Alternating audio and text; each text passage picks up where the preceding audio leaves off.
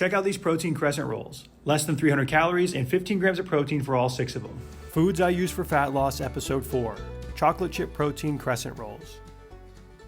To a bowl, add 20 grams of oat flour, 17.5 grams of cornstarch, 12 grams of vanilla casein protein powder, 1 gram of baking powder, and mix to combine. Then add in 40 grams of milk, 15 grams of liquid egg whites, and stir to form a dough-like batter.